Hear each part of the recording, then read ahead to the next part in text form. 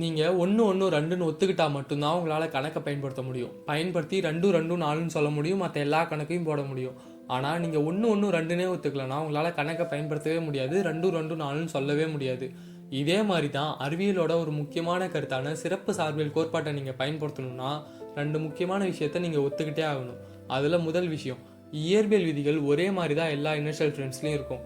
இதில் இனர்ஷியல் ஃப்ரேம்ஸ்னால் என்னென்னு தெளிவாக விளக்கி ஒரு காணொலியை முன்னாடியே பதிவிட்டிருக்கிறேன், தெரியாதவங்க வேணும்னா பார்த்துட்டு வாங்க. இப்போது கதைக்கு வரலாம். நான் உங்களை பிடிச்சி ஒரு பெட்டிக்குள்ளே அடைச்சி வச்சுட்டேன். உங்களுக்கு வெளியே என்ன நடக்குதுன்னே தெரியாது. இப்போ நான் உங்ககிட்ட நீங்கள் ஒரே இடத்துல நிலையாக இருக்கிறீங்களா இல்லை சீரான வேகத்தில் பயணிச்சுட்டு இருக்கிறீங்களான்ட்டு கேட்டால் என்ன பண்ணாலும் சரி உங்களால் பதில் சொல்லவே முடியாது. எப்படின்னு ஒரு உதாரணத்தை வச்சு புரிஞ்சுக்கலாம். நீங்கள் நிலையாக ஒரே இடத்துல இருக்கிறப்போ ஒரு பந்தை கீழே வைக்கிறீங்கன்னா அந்த பந்து அங்கேயும் இங்கேயும் நகராமல் வச்ச இடத்துல தான் இருக்கும். அதே மாதிரி தான் ஒரே சீரான வேகத்தில் ஆடாமல் அசையாமல் பயணிச்சுட்டு இருக்கிறப்போ ஒரு பந்தை கீழே வச்சாலும் அந்த பந்து வச்ச இடத்துல தான் இருக்கும். இதே மாதிரி தான் அந்த பெட்டிக்குள்ளேயும் நடக்கும். நிலையாக இருக்கிறப்பவும் சரி, சீரான வேகத்தில் பயணிச்சுட்டு இருக்கிறப்பவும் சரி.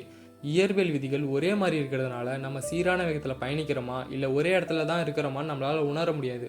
ரெண்டுமே ஒரே மாதிரி தான் இருக்கும். சரி, ஏதாவது ஆராய்ச்சி பண்ணி கண்டுபிடிக்கலான்ட்டு பார்த்தாலும் ஒரே மாதிரியான முடிவுகள் தான் வரும்.